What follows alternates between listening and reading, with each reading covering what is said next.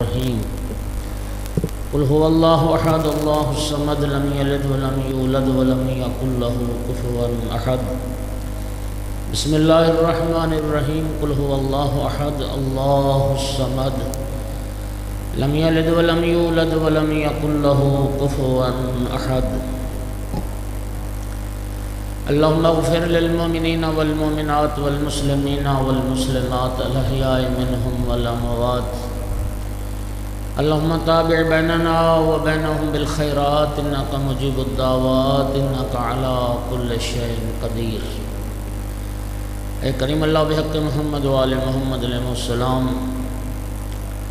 بانیان مجلس کی توفیقات خیر میں اضافہ فرما، ان کے حوائج شریعہ پورے فرما، جتنے مومنین عزادار تشریف فرما ہیں، تشریف لانے والے ہیں، سب کی توفیقات میں اضافہ فرما، بیمار مومنین مومنات کو شفاء کاملہ عطا فرما، بے اولاد مومنین کو نیک سہل اولاد عطا فرما، تنگ دست مومنین کو فراخ دست فرما، جو جوان بے روزگار نوکری کاروبار نہیں باعزت روزگار عطا فرما، دنیا میں کسی کمینے کا محتاج نہ فرما، عزاداری کی عزاداروں کی حفاظت فرما۔ کریم آل خالق بحق محمد و آل محمد ہم سب کو قرآن و اہل بیت کے نوکروں میں سے شمار فرما، جب تک زندگی رہے معرفت کے ساتھ بار بار والی کربلا کی زیارت نصیب فرما، آخرت میں شفاعت نصیب فرما، تمام ملتمسین دعا کی دعاؤں کو مستجاب فرما۔ ربنا تقبل منا انک انت السمیع العلیم وتب علینا فإنک انت التواب الرحیم بجاہ محمد وآلہ الطاہرین۔ قبولیت دعا کے لیے بلند تر صلوات۔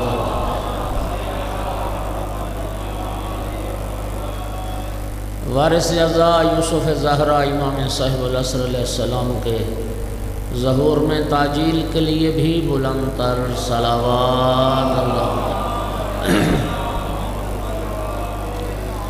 اعوذ باللہ من الشیطان اللعین الرجیم بسم اللہ الرحمن الرحیم الحمدللہ رب العالمین والعاقبۃ للمتقین والجنة للمؤمنین والنار للمنافقین۔ الحمدللہ الذی جعلنا من المتمسکین بولایت علی ابن ابی طالب واولادہ المعصومین۔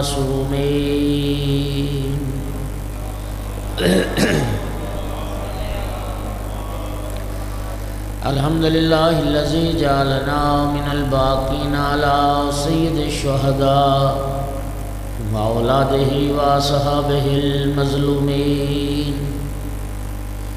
الصلاۃ والسلام والتحیۃ والاکرام علی رسولہ الکریم شفیع المذنبین انیس الغریبین رحمۃ للعالمین۔ اعنی العبد المؤید الرسول المسدد المحمود الاحمد المصطفى الامجد ابا القاسم محمد۔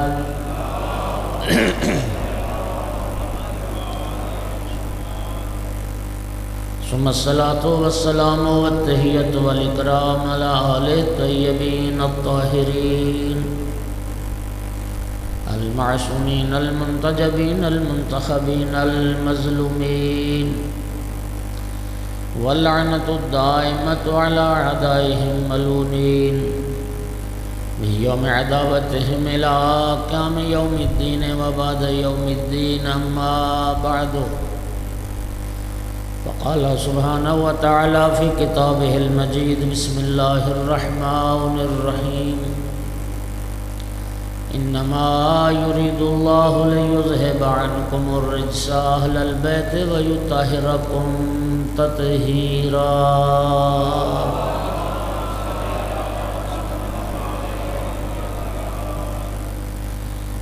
مومنین کرام، اللہ رب العزت نے قرآن مجید میں 5 خاندانوں کا تعارف کروایا ہے۔ یہ بتائیے آواز ٹھیک آ رہی ہے؟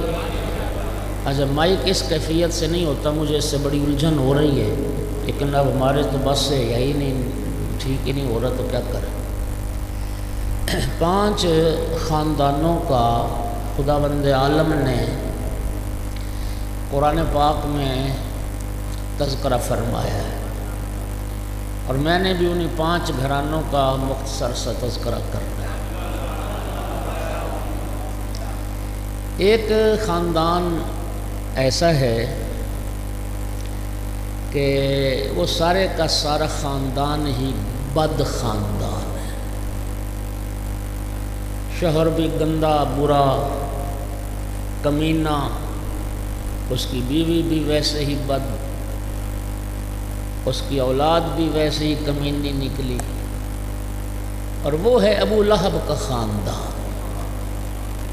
توجہ کر رہے ہیں؟ ابو لہب کا خاندان۔ آپ جانتے رسول اللہ کا چچا تھا، نام اس کا عبد العزیٰ تھا، اور ابو لہب اس کو کیوں کہا گیا؟ تبت یدا ابی لہب، شولوں والا، آگ میں جلنے والا، وہی اس کا پھر کنیت ہو ابو لہب۔ البتہ بعض لوگوں نے اس کا ایک اور بھی وجہ لکھی ہے، لیکن چونکہ رب نے ابی لہب جب کہا ہے تو سیصلی نارا ذات لہب، تو اس کا معنی اب ہوگا کہ آگ میں جلنے والا۔ رسول اللہ کا دشمن تھا۔ اس کی جو بیوی تھی ام جمیل، اس کی کنیت تھی عروہ بنت حرب، ابو سفیان کی بہن تھی، حاکم شام کی پھوپھی تھی، ایک آنکھ سے کانی تھی، انتہائی متکبر عورت، انتہائی شقی عورت، وہ بھی رسول اللہ کی دشمن تھی۔ اور اس صورت میں اللہ پاک نے ابو لہب کا اور ابو لہب کی بیوی دونوں کا ذکر کیا ہے، اور دونوں کے جہنمی ہونے کی وعید سنائی گئی ہے۔ بات سمجھ آ رہی؟ دعوت ذوالعشیرہ میں اسی ابو لہب نے جب پہلی دن دعوت کا اہتمام ہوا، اسی ابو لہب نے رسول اللہ کو بات نہیں کرنے دی، اور سارے خاندان سے کہا کہ اٹھ کے چلے جاؤ، محمد کی بات نہ سننا صلی اللہ علیہ وآلہ وسلم۔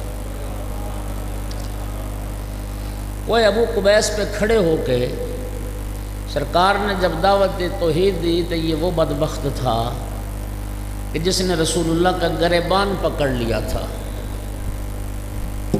اور اللہ پاک نے پھر اس صورت کو نازل کیا، تبت یدا ابی لہب وتب، ابو لہب دونوں ہاتھ تیرے ٹوٹ جائیں، ٹوٹ گئے، وتب، اور ہلاک ہو گیا، برباد ہو گیا۔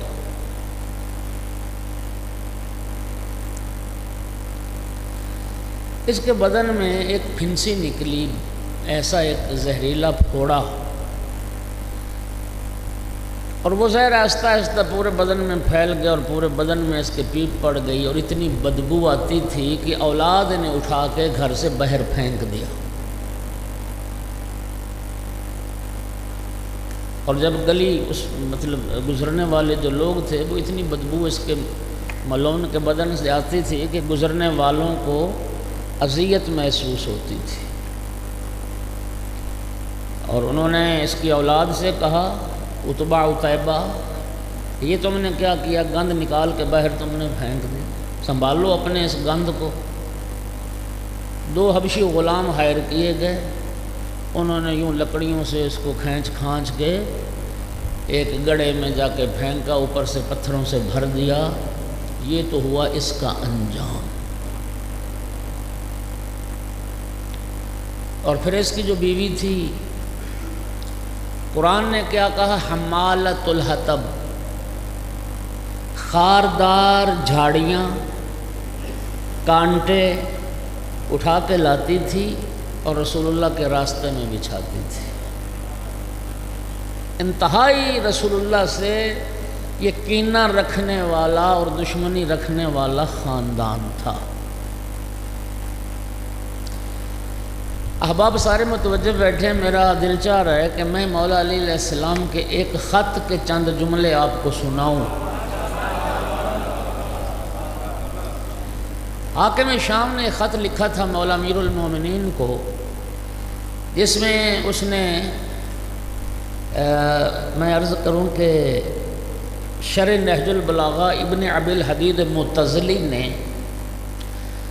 وہ حاکم شام کا خط بھی ذکر کیا ہے، اس کے بعد پھر مولا امیر المومنین کے اس خط کی اس نے شرح کی ہے، اور سید رضی نے جہاں نہج البلاغہ میں یہ خط ذکر کیا ہے، سید رضی لکھتے ہیں وَهُوَ مِنْ أَحْسَنِ الْقُطُبِ، مولا علی علیہ السلام کے خوبصورت ترین خطوں میں سے ایک خط یہ ہے۔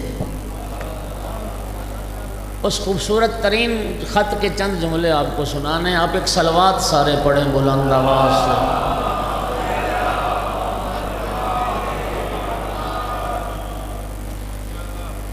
اس نے لکھا یہ تھا کہ یا علی، اسلام میں فضیلت تو فلاں اور فلاں لے گئے، باقی جہاں تک تمہارا اور ہمارا معاملہ ہے تو ہم تو برابر ہی ہیں، قریش سے تعلق ہے۔ اس مضمون کا خط تھا۔ مولا امیر المومنین علیہ السلام کا جواب سنیے، چند جو سارا نہیں کچھ حصہ سنانے لگا۔ آقا نے لکھا وَزَعَمْتَ أَنَّ أَفْضَلَ النَّاسِ فِي الْإِسْلَامِ فُلَانٌ وَفُلَانٌ، کیا فصاحت و بلاغت ہے۔ اسی زعمتا پہ ذرا لطف لیں۔ زعمتا، مولا امیر نے لکھا جہاں تک تیرا یہ گمان ناقص ہے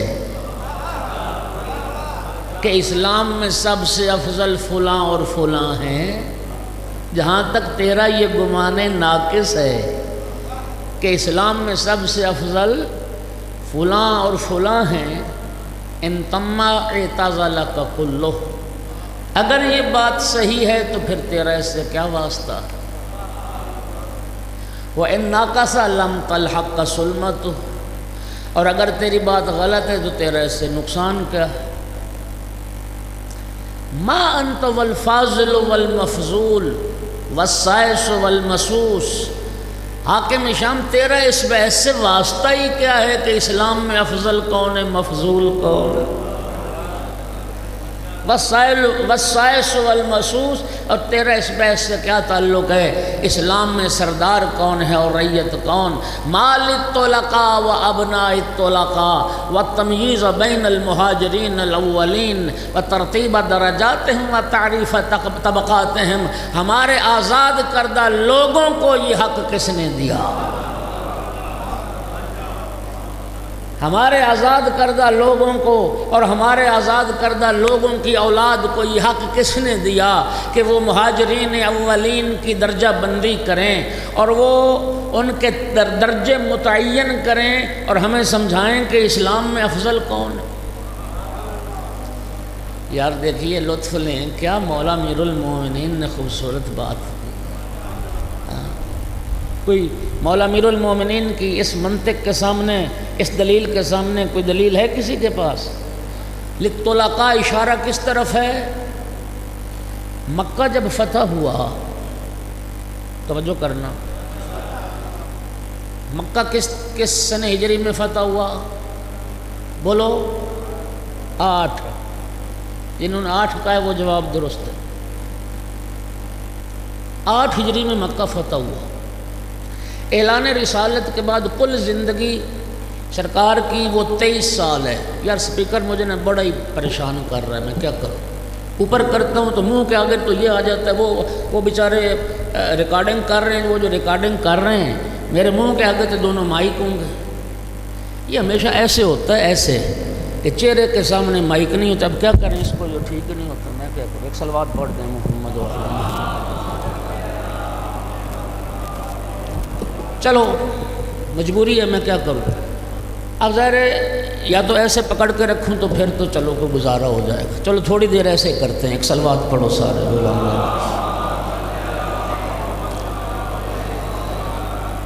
خمسے کا اعلان ہے، سال کے بعد 5 مجلسیں انتظام تمہارے یہ۔ 8 ہجری میں مکہ فتح ہوا، یعنی اعلان رسالت کے بعد سرکار کی کل زندگی 23 سال ہے، ٹھیک ہے، 13 سال مکی زندگی اور 10 سال مدنی زندگی۔ 8 ہجری میں مکہ فتح ہونے کا معنی یہ ہے کہ اعلان 13 اور 8 کتنے ہوتے ہیں؟ 21 سال ہو گئے اسلام آئے ہوئے، 21 سال ہو گئے سلسلہ وحی شروع ہے۔ توجہ، ایک خاندان ان 21 سالوں میں رسول اللہ کا دشمن رہا، قرآن کا دشمن رہا، اسلام کا دشمن رہا، پیغمبر کے خون کا پیاسا، مسلمانوں کے خون کا پیاسا، بدر و احد میں لڑنے والے اور پھر خندق میں لشکر اکٹھے کرنے والے، یعنی 21 سال اسلام آئے ہو گئے، اور ان کے 21 سال رسول اللہ کی اور اسلام کی دشمنی میں گزر گئے۔ 21 سالوں کے بعد فتح مکہ کے موقع پر تلوار گردن پر لٹکتی دیکھی تو پھر زندگی بچانے کے لیے انہوں نے کلمہ اسلام زبان پہ جاری کر لیا۔ اب آپ خود انصاف کریں، اسلام آنے کے بعد بھی 21 سال کافر رہنے والا مولا علی کو بتا رہا اسلام میں افضل کون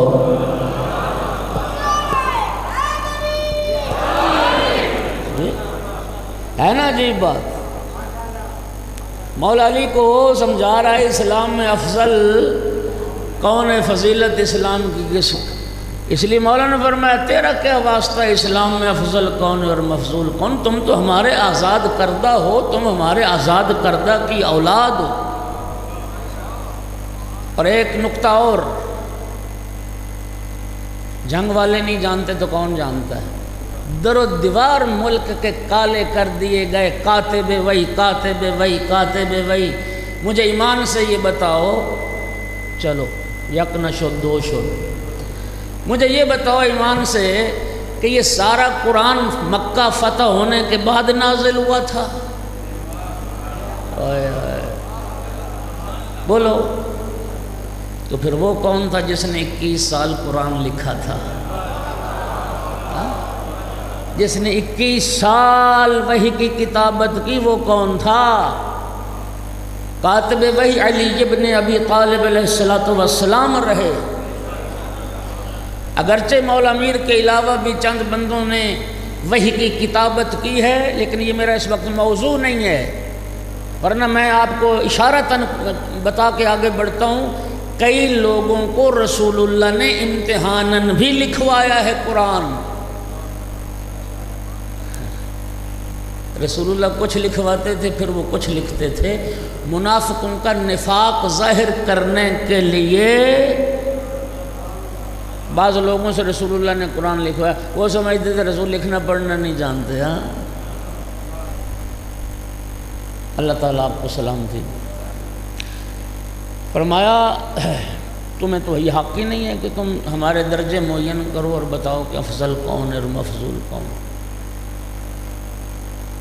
الا ترى غیر مخبر لک ولکن بنعمت اللہ احدث، تجھے خبر دینے کے لیے نہیں، میں شکرانہ نعمت پروردگار کے طور پر تمہیں بتا رہا ہوں۔ ہمارے خاندان سے جو تو کہتا ہے نا برابری کی بات، برابری کی فکر چھوڑ، تو نے نہیں دیکھا کہ بہت سارے صحابہ نے مہاجرین میں سے بھی انصار میں سے جام شہادت نوش کیا؟ ولیکن اذا استشہد شہیدنا قیل سید الشہداء، لیکن جب ہمارے خاندان کا فرد شہید ہوا پھر وہ سید الشہداء کہلائے۔ خصہ رسول اللہ ب70 تکبیرہ، اور رسول اللہ نے 70 تکبیر جنازہ جس پر پڑھا وہ ہمارے گھرانے کا شہید، سید الشہداء حضرت حمزہ۔ البتہ ایک بات کی وضاحت کروں کہ 70 تکبیر والا جنازہ کوئی نہیں ہوتا، جنازہ وہی 5 تکبیروں والا تھا۔ رسول اللہ نے جنازہ پڑھایا، ایک فوج گروہ ملائکہ کی نازل ہوئی، یا رسول اللہ ہم بھی آپ کے شہید چچا کا جنازہ پڑھنا چاہتے ہیں۔ رسول اللہ نے پھر 5 تکبیروں کے ساتھ جنازہ پڑھایا، وہ ملائکہ چلے گئے، پھر ایک اور گروہ ملائکہ کا نازل ہو گیا، یا رسول اللہ ہم بھی آپ کے شہید چچا کا جنازہ پڑھنا چاہتے ہیں۔ 14 مرتبہ ملائکہ لاکھوں کروڑوں کی تعداد میں گروہ در گروہ نازل ہوتے رہے۔ رسول اللہ نے 14 مرتبہ جنازہ پڑھایا جناب حمزہ کا۔ مولا علی فرماتے ہیں جس شہید پہ 70 تکبیر رسول اللہ نے پڑھی وہ ہمارے گھرانے کا شہید، اور فرمایا تم نے نہیں دیکھا کہ بہت سارے لوگوں کے ہاتھ کٹ گئے تھے میدان جہاد میں؟ مفتی جعفر حسین صدقی قبلہ نے اسی خط کی شرح میں ان تمام صحابہ کے نام ذکر کیے ہیں، یہ کسی کا 1 ہاتھ کٹا، کسی کے 2 ہاتھ کٹے، سب کا ذکر کیا۔ مولا امیر فرماتے ہیں ہاتھ اور لوگوں کو بھی کٹے راہ خدا میں، ولیکن اذا فعل بواحدنا قیل الطیار فی الجنہ، لیکن جب ہمارے گھرانے کے فرد کے ہاتھ کٹے، جب میرے بھائی کے ہاتھ کٹے، وہ جعفر طیار بن گئے۔ رب نے جنہیں پر عطا کیے اور ان پروں کے ساتھ جنت میں ملائکہ کے ساتھ محو پرواز، اور فرمایا ہمارے گھرانے کی برابری کی بات چھوڑ، من النبی و منکم المکذب، ہمارے گھرانے میں نبی آیا ہے، تیرے گھرانے میں جھٹلانے والے آئے۔ من اسد اللہ و منکم اسد الاحلاف، ہمارے گھرانے میں اللہ کا شیر آیا، تیرے گھرانے میں جھوٹی قسمیں کھانے والے شیر آئے۔ منا سیدۃ نساء العالمین و منکم حمالۃ الحطب، ہمارے گھرانے میں سیدۃ النساء آئی ہے، تیرے گھرانے میں جہنم کا ایندھن اٹھانے والی ہے۔ منا سیدہ شباب اہل الجنہ ومنکم صبیۃ النار، ہمارے گھرانے میں جوانان جنت کے سردار بچے آئے، تیرے گھرانے میں جہنمی بچے پیدا ہوئے۔ وہ کہتے ہیں برابر ہے۔ اسی نہج البلاغہ میں مولا امیر المومنین کا ارشاد ہے، لا یقاس بآل محمد من هذه الامت احد، اس امت میں سے کسی انسان کا قیاس آل محمد کے ساتھ نہیں کیا جا سکتا۔ امت کا مقام اور ہے، آل کی شان اور۔ جی تو میں عرض کر رہا تھا کہ امیر المومنین نے اس خط میں اس حمالۃ الحطب کا حوالہ دیا ہے، جہنم کا ایندھن اٹھانے والیاں تیرے گھر کی ہیں، تیری پھوپھی ہے، اور سیدۃ نساء اہل الجنہ، سیدۃ نساء العالمین، وہ ہمارے گھرانے۔ صلوات پڑھو اس گھرانے کی عظمت میں بلند آواز۔ توجہ ہوگی حضرات؟ تو زوجہ بھی بری، اور جو بیٹے ہوئے عتبہ عتیبہ، جی یہ جو عتیبہ تھا یہ ایسا کمینہ انسان تھا کہ اس نے سرکار کے چہرہ مبارک پر تھوکنے کی کوشش کی، لیکن تھوک اس کے اپنے منہ پہ آ گرا، جی اور پھر اس نے سرکار کا گریبان پھاڑا تھا۔ اس وقت سرکار نے اس کے لیے بد دعا فرمائی، اللہم سلط علیہ قلبا من کلابک، میرا اللہ اپنے کتوں میں سے ایک کتے کو اس پر مسلط فرما۔ اور سرکار کی اس بد دعا کے بعد جب قافلے لے کے جاتے تھے تو پھر ابو لہب کہتا تھا کہ محمد نے اس کو بد دعا کی ہے صلی اللہ علیہ وآلہ وسلم۔ سارا سامان اتار کے اس کا حصار بنایا جاتا تھا، جب رات کو پڑاؤ ڈالتے تھے اس کے اوپر پھر اس بدبخت کو سلایا جاتا تھا، سارے قافلے والے اطراف میں سوتے تھے۔ اسی سفر شام میں، سفر تجارت میں اسی طرح سے سوئے۔ اب روایت میں 2 چیزیں ہیں، شیر کا بھی ذکر ہے اور بھیڑیے کا بھی ذکر ہے۔ ایک وہ اللہ کا وہ آیا مامور، جی، اور ایک کا منہ سونگتے سونگتے چھلانگ لگا کے اس سامان پہ چڑھا اور چیر پھاڑ کھایا، رسول اللہ نے فرمایا تھا۔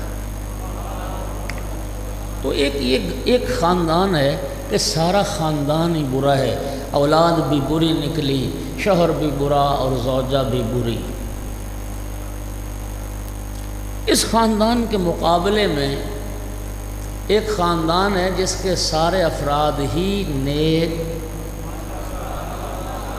صالح، جی، شوہر بھی، بیوی بھی، اولاد بھی، اور وہ خاندان ہے حضرت زکریا علیہ السلام کا خاندان۔ بات سمجھ آ رہی؟ حضرت زکریا خود بھی نبی تھے، انبیاء بنی اسرائیل میں سے تھے، زوجہ بھی صالحہ تھی، مومنہ تھی، اور پھر یہ ہے کہ بیت المقدس کی یہ مسئولیت ان کے پاس تھی۔ پھر جناب مریم کی سلام اللہ علیہ کی جب ولادت ہوئی تو جناب مریم کی کفالت بھی حضرت زکریا علیہ السلام کے ذمہ تھی۔ اور آپ جانتے ہیں کہ حضرت زکریا کی جو زوجہ تھیں وہ حضرت مریم کی خالہ تھی۔ بات سمجھ آ گئی؟ جناب مریم کی خالہ تھیں حضرت زکریا کی زوجہ۔ عمر بڑی ہو گئی، جناب مریم کی کفالت پہ مامور تھے، تو جب بیت المقدس سے باہر جانا ہوتا تھا تو وہ تالا لگا کے جاتے تھے۔ ایک دن جو آئے تالا کھولا، جناب مریم کے پاس پہنچے، دیکھا محراب میں جناب مریم کے پاس بے موسم تازہ پھل پڑے۔ جناب مریم سے پوچھا، یا مریم انا لک ھذا، مریم یہ پھل کہاں سے آئے؟ جناب مریم نے فرمایا یہ میرے رب کی طرف سے آئے۔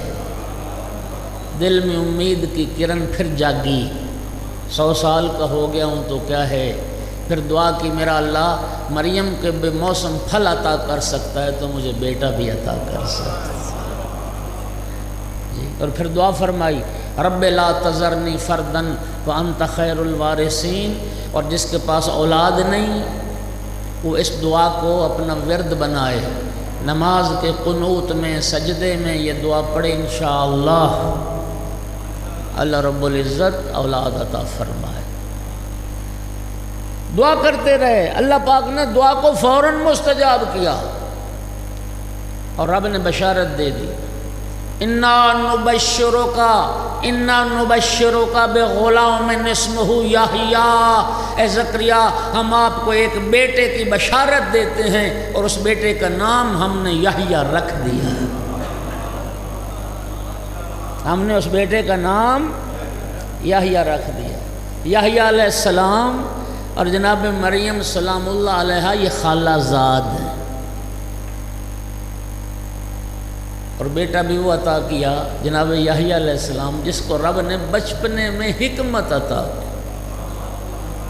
اور یہ ایسا بیٹا تھا، اس قدر خوف خدا، اس قدر خشیت الہی تھی حضرت یحییٰ علیہ السلام میں، قیامت کا ذکر سن کے رونے لگ جاتے، جہنم کا ذکر آتا روتے روتے بے ہوش ہو جاتے۔ اور قرآن نے سیدن و حسورا، حضرت یحییٰ علیہ السلام کے لیے سیدن و حسورا ان لفظوں سے یاد کیا رب نے حضرت یحییٰ کو۔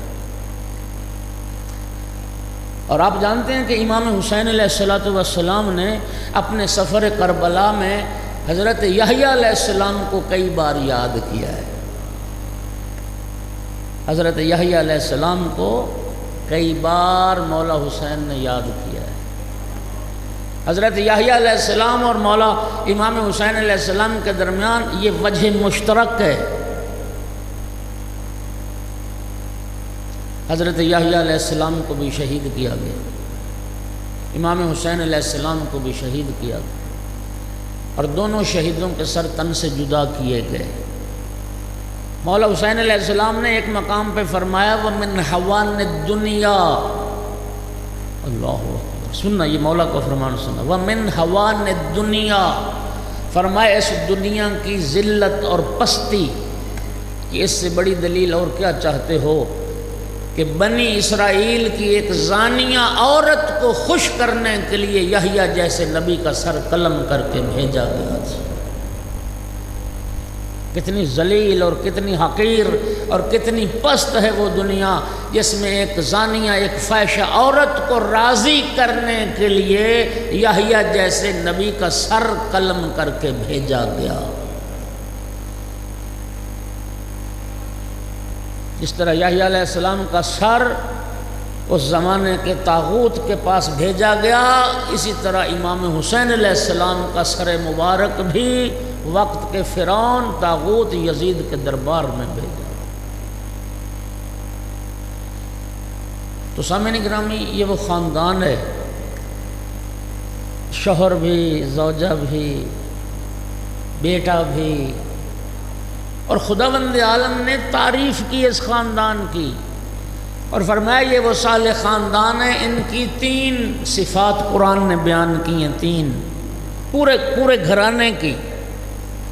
پہلی صفت اللہ فرماتے یسارعون فی الخیرات، حضرت زکریا کا جو گھرانہ ہے یہ نیکیوں میں سبقت کرتا ہے، خیرات میں انجام دینے میں سرعت کرتا ہے، تیزی اختیار کرتا ہے، جلدی سے نیکیاں انجام دینے والا گھرانہ،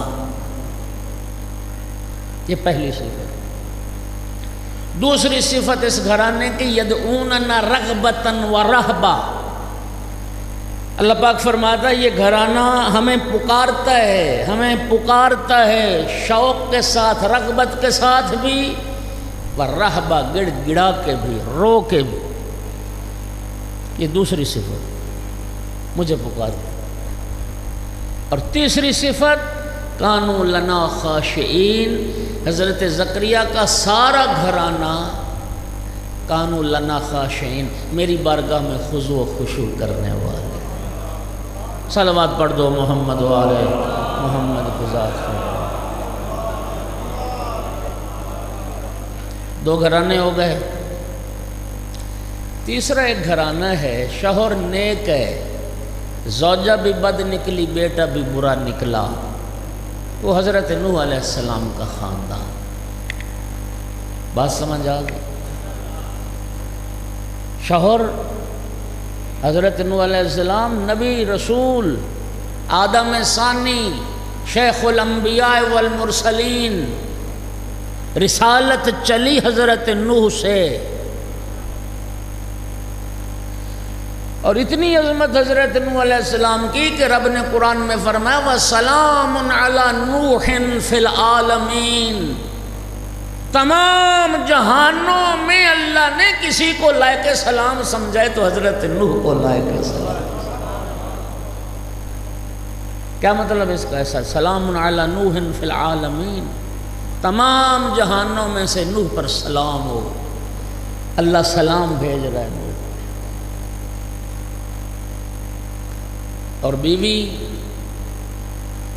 کافر، ضرب اللہ مثلا للذین کفروا امرأۃ نوح و امرأۃ لوط۔ اللہ پاک قرآن میں کیا فرماتا ہے؟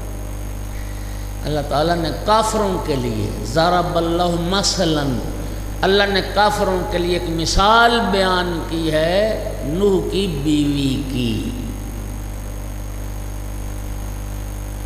اس کا معنی کیا ہوا؟ قرآن سے بڑی دلیل تو کوئی نہیں نا کہ بیوی نبی کی کافر ہو سکتی ہے۔ صلوات پڑھ دو سارے۔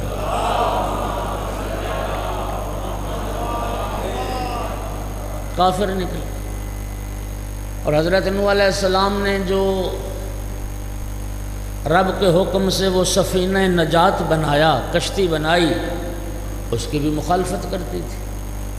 نوح علیہ السلام تبلیغ کرتے تھے، یہ ایسی بدبخت تھی، نبی خدا کے دماغ پر اعتراض کرتی تھی، کہتی تھی میرے شوہر کا دماغ اب ٹھیک نہیں رہا، اس کی باتوں میں نہ آنا، خدا لعنت کرے ہر اس بندے پر جس نے انبیاء کے دماغ پر اعتراض کیا۔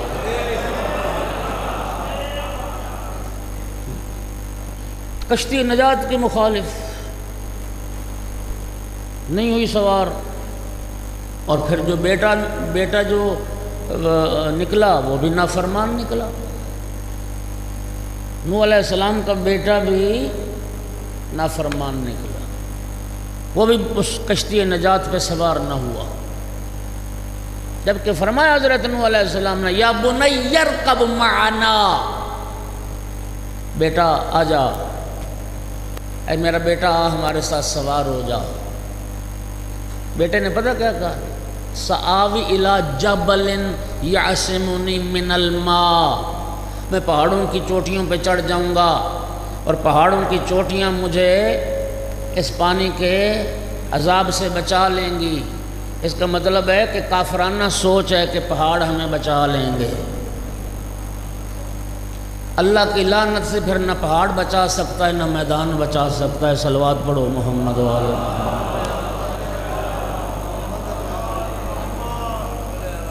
پہاڑوں کو ذریعہ نجات سمجھ رہے تھے۔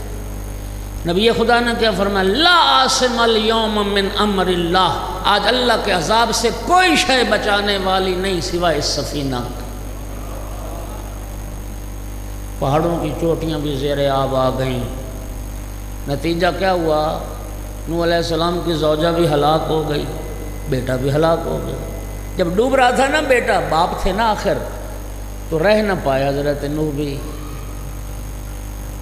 ان ابنی من اہلی، میرا اللہ میرا بیٹا ہے، میرے اہل میں سے ہے، میری اہل بیت ہے، اور میرا اللہ تو نے تو وعدہ کیا تھا جو تیری اہل بیت ہوگی ان کو میں اس عذاب سے بچاؤں گا۔ ارشاد پروردگار ہوا نوح انہ لیس من اہلک، بیٹا ہے اہل بیت میں سے نہیں، بیٹا ہے، بیٹے کی نفی نہیں کی رب نے۔ انہ لیس من اہلک، تیری اہل میں سے نہیں ہے، انہ عمل غیر صالح، اس لیے کہ اس کا عمل صالح نہیں ہے۔ اہل بیت سے وہ ہوتا ہے جس کا کردار پاکیزہ ہوتا ہے۔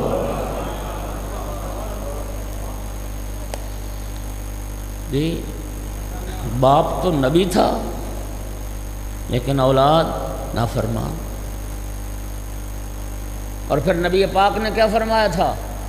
متفق علیہ معتبر متواتر حدیث، مثل اہل بیتی کمثل سفینۃ نوح، من رکبہا نجا ومن تخلف عنہا ضل فغرق وہوا۔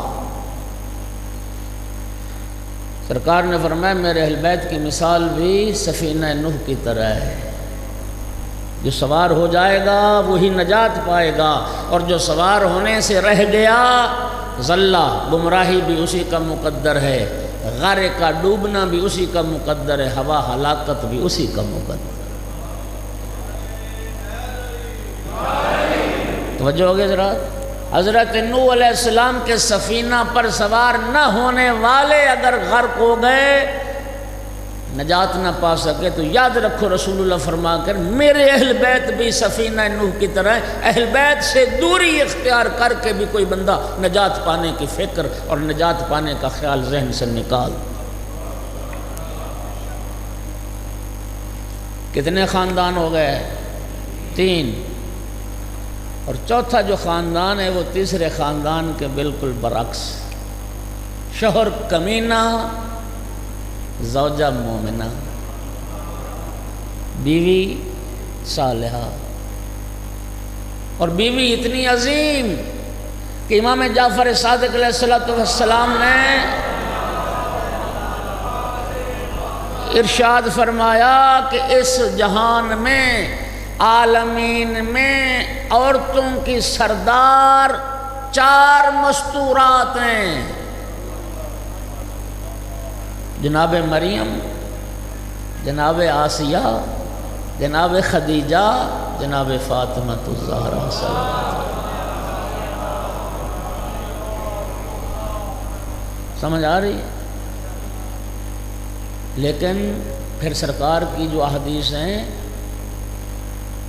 سیدہ طاہرہ صلوات اللہ علیہا کہ جن کا لقب سیدہ نام کی حیثیت اختیار کر گیا، یعنی جب بھی ہم کہتے ہیں سیدہ طاہرہ، سیدہ پاک نے فرمایا تو اس سے مراد بی بی پاک کی ذات ہوتی ہے، بنت پیغمبر کی۔ رسول اللہ نے اپنی لخت جگر کے لیے یہ فرمایا ابنت فاطمہ سیدۃ النساء العالمین من الاولین والآخرین،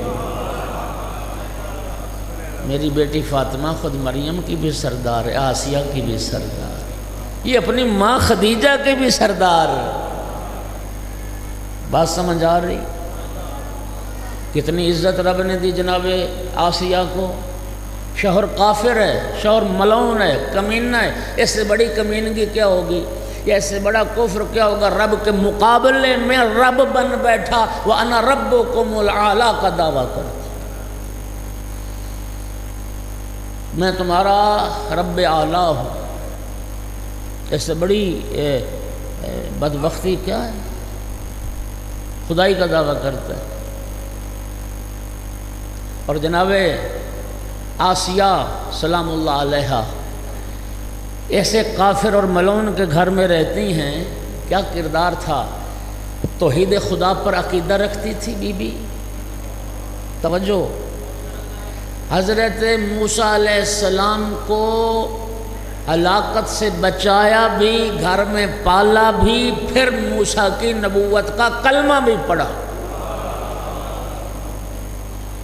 حضرت موسیٰ علیہ السلام کی رسالت پر پھر ایمان بھی لے آئیں، اور پھر جب فرعون کو پتہ چلا نا کہ میری بیوی اللہ وحدہ لا شریک کی عبادت کرتی ہے، پھر اس ملعون نے ظلم کی انتہا کر دی۔ یار رب نے کتنی عزت مقام عطا کیا۔ اللہ پاک فرماتا ہے ضرب اللہ مثلا للذین آمنوا امرات فرعون، بالکل اس آیت کے مد مقابل کافروں کے لیے اللہ نے نوح کی بیوی کو مثال بنایا، لیکن مومنوں کے لیے اللہ نے جناب آسیہ زن فرعون کو مثال بنایا۔ یار اس کا معنی یہ ہے کہ انسان اگر ایمان کی حفاظت، اپنے ایمان کی حفاظت کرنا چاہے تو کافر کے گھر میں رہ کے بھی کر سکتا ہے۔ اللہ نے مومنوں کے لیے جناب آسیہ کو مثال بنایا۔ بولو، اگر آسیہ عورت ہو کر اور دنیا کے سب سے طاقتور ترین دشمن کے گھر رہ کر عقیدہ توحید و رسالت کی حفاظت کر سکتی ہیں تو تم کیوں نہیں کر سکتے؟ یہ مثال ہے اہل ایمان کے لیے۔ اور پھر فرعون نے کیا ظلم کیا؟ اللہ نے مثال بنایا، فرعون نے زمین پہ لٹا کے ہاتھوں میں، دونوں ہاتھوں میں، دونوں پاؤں میں میخیں ٹھونک دی، اور پھر سینے پہ بھاری پتھر رکھ دیا، اور اسی کیفیت میں رہیں جناب آسیہ سلام اللہ علیہ جب تک بی بی کی شہادت نہیں ہو۔ اور یہ شرف اللہ نے جناب آسیہ کو عطا فرمایا۔ حدیث مبارک ہے قیامت کے دن جنت میں رسول اللہ کی زوجہ ہوں گی۔ ایک جناب خدیجۃ الکبریٰ جنت میں رسول اللہ کی زوجہ ہوں گی، دوسری جناب آسیہ سلام اللہ علیہ جنت میں رسول اللہ کی زوجہ۔ کتنے خاندان ہو گئے؟ 4۔ ایک گھرانہ قرآن میں جس کا سب سے زیادہ ذکر آیا ہے، وہ اتنا عظیم گھرانہ ہے کہ جس گھرانے کے ہر فرد کی طہارت کی گواہی رب قرآن میں دے رہا ہے۔ وہ اتنا طیب و طاہر گھرانہ ہے کہ رب فرما رہا ہے انما یرید اللہ لیذہب عنکم الرجس اہل البیت ویطہرکم تطہیرا۔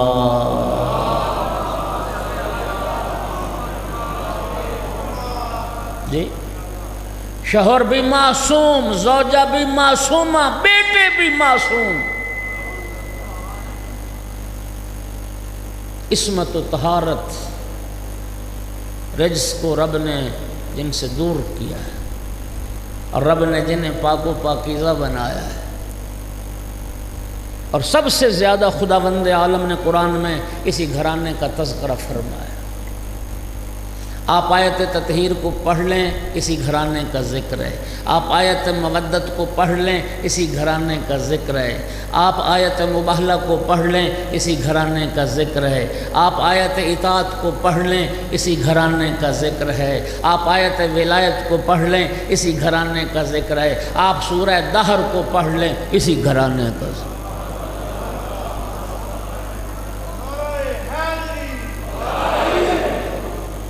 سورہ دہر، دکتر فاطمی، معذرت چاہتا ہوں، دکتر رفیعی ایران کے بہت بڑے بلند پایا ایک واعظ خطیب ہیں، ان کا جملہ مجھے بڑا ہی خوبصورت لگا۔ وہ فرماتے تھے کہ سورہ دہر کا دوسرا نام ہے فضیلت خاندان زہرا۔ صلوات تو پڑھو آقا زادی کی ذات ہو غلام۔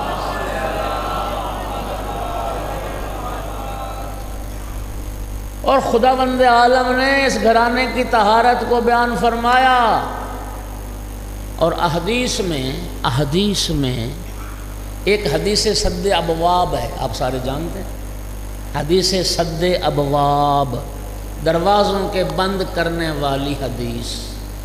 جس طرح قرآن پاک کی آیات کے نام ہو گئے نا جی، آیت مودت، آیت تطہیر، آیت ولایت، آیت مباہلہ وغیرہ وغیرہ، اسی طرح سرکار دو عالم کی بہت ساری احادیث بھی کئی ناموں سے شہرت رکھتی، مثلا حدیث ثقلین، مثلا حدیث غدیر جی، مثلا حدیث سفینہ۔ اسی طرح یہ حدیث سد ابواب ہے۔ جب سرکار نے ہجرت فرمائی مدینہ اور مسجد نبوی کی بنیاد رکھی، اس کا پہلا نقشہ کچھ اس طرح سے ترتیب پایا کہ درمیان میں مسجد تھی، مسجد کے اطراف میں پھر بعض صحابہ کرام نے گھر بنا لیے۔ حضرت ابوبکر نے بنایا، حضرت عمر نے بنایا، حضرت عباس بن عبد المطلب نے بنایا، رسول اللہ کے چچا نے، مولا امیر المومنین نے بھی بنایا۔ سارے گھروں کے دروازے تو بند ہوئے ہی ہوئے، سارے گھر مٹ گئے، مولا علی کا گھر آج بھی مسجد نبوی میں موجود ہے۔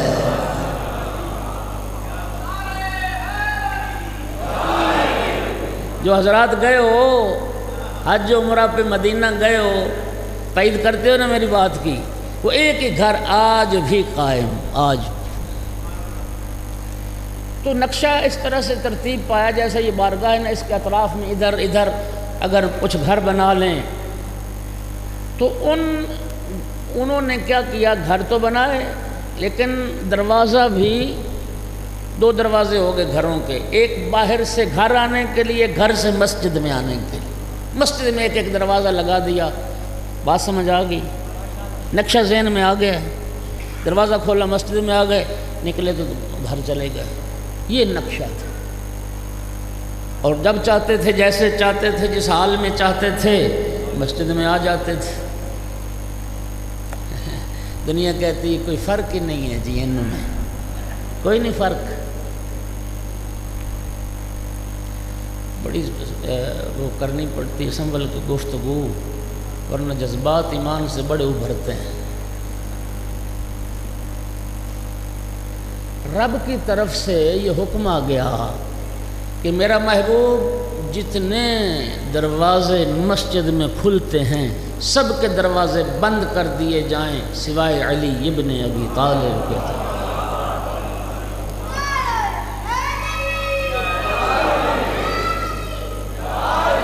سب دروازے بند کر دیے۔ ایک صاحب کہنے لگے یا رسول اللہ چھوٹی سی کھڑکی رکھ لیتا ہوں، آپ جب آئیں گے مسجد میں تو آپ کو دیکھتا رہوں گا، آپ تشریف لائے۔ فرمایا جب رب نے بند کرنے کا کہا ہے تو پھر کھڑکی کا کیا مطلب؟ بند۔ ناگوار گزرا دروازوں کی، یہ جو بند کرنے والا حکم تھا ناگوار گزرا۔ رسول اللہ کے چچا عباس بن عبد المطلب نہ رہ سکے، میرے بھتیجے علی کا دروازہ کھلا ہے، اور میرا دروازہ بھی بند کر دیا گیا۔ سرکار نے فرمایا چچا جان میں نے اپنی مرضی سے نہ کسی کا دروازہ بند کیا ہے نہ میں نے اپنی مرضی سے کسی کا دروازہ کھلا رکھا ہے۔ جن کے بند کرنے کا اللہ نے حکم دیا وہ بند کر دیے، اور جن دروازوں کے کھلا رکھنے کا اللہ نے حکم دیا وہ دروازہ کھلا رکھا۔ صرف مولا علی کا دروازہ کھلا رکھا گیا، اللہ نے سب کے دروازے بند کر دیے۔ اللہ پاک نے کائنات کو آیت تطہیر کے بعد اس حدیث کے ذریعے سے اپنے رسول اللہ کے اس عمل کے ذریعے سے سمجھایا ہے کہ اللہ کی کائنات میں واحد گھرانہ علی و بطول کا گھرانہ ہے، جو اتنا طیب و طاہر گھرانہ ہے کہ جس حال میں چاہیں جب چاہیں انہیں مسجد میں آنے سے کوئی روک نہیں سکتا۔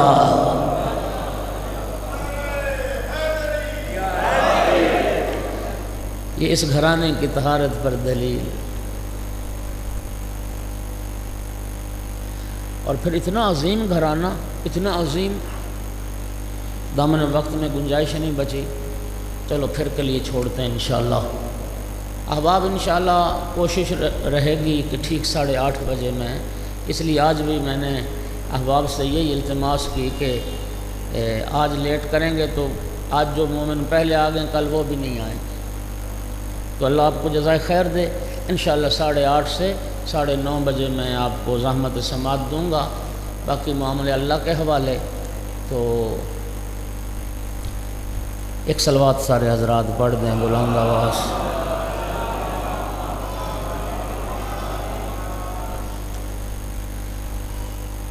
عزاداران آل رسول، 11 محرم کو ایک تو رسول زادیوں کو بے پلان اونٹوں پہ سوار کیا، دوسرا ظلم یہ ہوا کہ شہیدان کربلا کے سر قلم کیے گئے 11 محرم کو، اور پھر قلم کرنے کے بعد نیزوں پہ چڑھائے گئے۔ عزادارو، ہر شہید کربلا کا سر نوک نیزہ پہ سوار کیا گیا سوائے ایک سر کے، اور جانتے وہ سر کس کا تھا؟ ام البنین کے لال عباس کا سر۔ یہ ایک سر تھا جو نیزے پہ سوار نہیں۔ اور سوار کیوں نہیں ہوا؟ آپ نے اہل منبر سے جو وجہ سنی ہے وہ عقیدت و احترام کی بنیاد پر پڑھتے ہیں کہ آقا عباس کا سر اس لیے نوک نیزہ پہ نہیں ٹکتا تھا، بہنوں کے کھلے سر نظر آتے تھے۔ عزادارو، میرا سوال ہے، اگر مولا عباس بہنوں کے کھلے سر نہیں دیکھ سکتے تھے، مولا عباس کے باقی بھائی دیکھ سکتے تھے؟ جناب علی اکبر، جناب قاسم، جناب اون و محمد، کیا یہ رسول زادیوں کے ننگے سر دیکھ سکتے تھے؟ نہیں عزادارو، کوئی بھی نہیں دیکھ سکتا تھا۔ وجہ یہ نہیں تھی، وجہ یہ تھی کہ جب عاشور کے دن پانی لینے گئے فرات پر، اور پانی لے کے مشکیزہ بھر کے جب فرات سے نکلے، ابن سعد ملعون نے حکم دیا کہ حسین کے خیموں تک پانی نہ پہنچنے پائے۔ عزادارو، ایک شقی نے وار کیا، دایاں بازو قلم ہوا، پھر بایاں بازو قلم ہوا۔ اللہ جانتا ہے، میں ایک جملہ کہہ رہا ہوں، جا کے نا اس جملے کی تحقیق کر لینا علماء سے، یہ مطالعے کی بنیاد پر۔ 4000 تیر انداز تھا، 4000، اور ان کو حکم یہ تھا کہ پانی خیموں تک نہ پہنچے۔ اب آپ خود تصور کی دنیا میں جائیں، 4000 تیر انداز ہو اور ان کا نشانہ ایک عباس ہو، کیا کیفیت ہو گئی میرے آقا عباس۔ بدن میں اتنے تیر پیوست ہو گئے آقا عباس کے، ایک تیر آنکھ میں پیوست ہو۔ میرے لیے یہ پڑھ لینا آسان ہے، آپ کے لیے سن لینا آسان ہے کہ آنکھ میں تیر لگ گیا۔ خدا کی قسم، ہماری آنکھ میں تو تنکا پڑ جائے تو برداشت نہیں ہوتا، آنکھ میں تیر پیوست ہو گئے، بازو سلامت نہیں تھے۔ زور زور سے سر کو جھٹکا دینا شروع کیا آقا عباس نے کہ جھٹکے کی مدد سے آنکھ سے تیر نکل جائے، لیکن اتنا گہرا پیوست ہو گیا تھا کہ جھٹکے کی مدد سے تیر تو نہ نکلا، سر سے امامہ گر گیا تھا۔ آپ جانتے ہو مولا عباس طویل القامت تھے۔ آقا عباس نے آنکھ کا تیر نکالنے کے لیے کیا کیا، خود جھکے گھوڑے کی زین پر اپنے زانو دونوں بلند کیے کہ دونوں زانوؤں کے درمیان یوں پکڑ کے تیر کو میں آنکھ سے نکال لوں۔ جب گھوڑے کی زین پر جھکے ہیں نا، اس وقت ایک شکی نے ایک بھاری گرز مارا سر اقدس پر۔ عزادارو، یہ اتنا بھاری گرز تھا، میرے آقا عباس کا سر کچلا گیا تھا۔ مولا عباس کا سر نوکے نیزہ پہ سواری کے قابل ہی نہیں رہ گیا تھا، اس لیے کپڑے میں باندھ کے گھوڑے کی گردن سے لٹکایا گیا تھا، اور کربلا سے کوفہ اور کوفہ سے شام تک آقا عباس کا سر اسی کیفیت میں لے جایا گیا۔ اجرکم علی اللہ۔ کربلا سے یہ سر کوفہ لے جائے گئے۔ کوفہ سے جب یہ قافلہ آل رسول کا شام کی طرف روانہ ہوا، 18 سر آل محمد کے گھرانے کے جو یزیدیوں کی نگاہ میں بڑے قیمتی سر تھے، ان کے لیے ایک لکڑی کا صندوق بنوایا۔ یہ یزیدی کیا کرتے تھے، جب کسی بستی سے شہر سے گزر ہوتا تھا، ان سروں کو نیزوں پہ سوار کر لیتے تھے تاکہ دنیا تماشا دیکھے، لوگ تماشا دیکھے سروں کا۔ رات جہاں پر قیام کرتے تھے، ان 18 سروں کو نیزے سے اتار کے اس لکڑی کے صندوق میں بند کر کے تالا لگا کے رکھتے تھے کہ آل محمد کے چاہنے والے ہم پہ حملہ کر کے یہ سر ہم سے چھین نہ لیں۔ عزادارو، کوفہ سے شام تک کتنی منزلیں آئیں، تصور کرو کتنی بار یہ سر نیزے پہ چڑھائے گئے اور کتنی بار یہ نیزوں سے اتارے گئے۔ ایک ایک یزیدی کے پاس ایک ایک سر تھا جو اس کی حفاظت پہ مامور تھا۔ جس شقی کے پاس مولا حسین علیہ السلام کا سر مبارک تھا، وہ شقی روایت کرتا ہے کہ جب قافلہ حلب سے نکلا تو جلدی کوئی منزل نہ آئی، اس دن ہمیں 2 برابر سفر کرنا پڑا، دگنا سفر کرنا پڑا۔ دگنا سفر طے کرنے کے بعد ایک منزل آئی، جس منزل پہ ہم نے قیام کیا۔ شقی کہتے اس دن ہم اتنے تھک گئے تھے، گویا ہمارے بدن سے جان نکل گئی ہو۔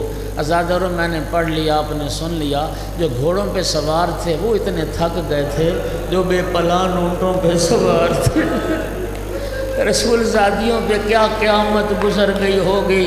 2 برابر سفر طے کرنے کے بعد اس منزل پہ ہم نے قیام کیا، سواریوں سے اترے، بہت تھکے ہوئے تھے۔ دسترخوان لگا ہمارے لیے، ہر کسی نے کھانا کھایا، اور اس دن ہمارے اندر اتنی ہمت نہ رہی کہ ہم ان سروں کو نیزوں سے اتاریں، پھر صندوق میں بند کر کے رکھیں۔ ہم نے کیا کیا، ہر کسی نے نیزہ اپنے پہلو میں لٹایا اور سو گیا۔ آدھی رات کو میری آنکھ کھلی، کہتا میں نے کیا دیکھا، حسین کی چھوٹی بیٹی آہستہ آہستہ میری جانب آ رہی، چند قدم آتی ہے پھر پیچھے ہٹ جاتی، پھر آتی پھر پیچھے ہٹ جاتی۔ شقی کہتا ہے مجھے ساری بات سمجھ آ گئی کہ آج اس بچی کو یہ علم ہے کہ میرے بابا کا سر صندوق میں بند نہیں ہے، ہاں میرے بابا کا سر صندوق سے باہر ہے۔ یقیناً وہ بچی بابا سے ملنا چاہتی تھی۔ شقی کہتا ہے میں دیکھنا چاہتا تھا کہ یہ بچی کیا کرتی ہے۔ میں زمین پہ لیٹ گیا، اپنی آنکھیں میں نے کھلی رکھی۔ تھوڑی دیر کے بعد جب بچی کو تسلی ہو گئی کہ میں سو گیا ہوں، بچی آہستہ آہستہ قدم اٹھاتے میرے قریب آئی۔ کہتا ہے میرے قریب آ کے بڑے آرام کے ساتھ بابا کے سر کو نوکے نیزہ سے اتارا اور اپنی گود میں رکھا۔ جن کے گھروں میں بیٹیاں ہیں، جو بیٹیوں کے باپ بیٹھے ہو، آپ جاتے ہوں گے بیٹیوں سے ملنے، بیٹیاں آتی ہوں گی آپ سے ملنے۔ خدا کی قسم کائنات میں کوئی بیٹی باپ سے ایسے نہ ملی جیسے میری آقا زادی اپنے بابا سے۔ شقی کہتا ہے بڑے آرام کے ساتھ بابا کے سر کو نوکے نیزہ سے اتارا، گود میں رکھا، سسکیاں بھر بھر کے رو رہی تھی، اپنی آواز کو دبا رہی تھی۔ شقی کہتا ہے میں دیکھ رہا تھا قریب سے یہ منظر کہ بیٹی نے باپ کے رخسار چومنے شروع کی، بیٹی نے بابا کی پیشانی کے بوسے لیے، رخسار کے بوسے لیے۔ شقیق کہتا ہے میں اس وقت تڑپ گیا جب میں نے یہ دیکھا کہ بیٹی باپ کے رخسار چوم رہی تھی، حسین کے لب بھی متحرک تھے، حسین کے لب بھی حرکت میں تھے، اور میں نے دیکھا حسین بیٹی کے رخسار چوم رہے تھے، حسین بیٹی کو بوسہ دے رہے تھے۔ کہتا ہے شقی مجھ سے برداشت نہ اٹھا، بچی ڈر گئی، گھبرا گئی، جلدی سے بابا کا سر زمین پہ رکھ دیا۔ کہتی تھی ظالم مجھے کچھ نہ کہنا، میں بابا کا سر لینے نہیں، میں تو صرف بابا سے ملنے آئی۔ الا لعنۃ اللہ علی القوم سيعلم الذين ظلموا أي منقلب ينقلبون ربنا تقبل منا إنك أنت السميع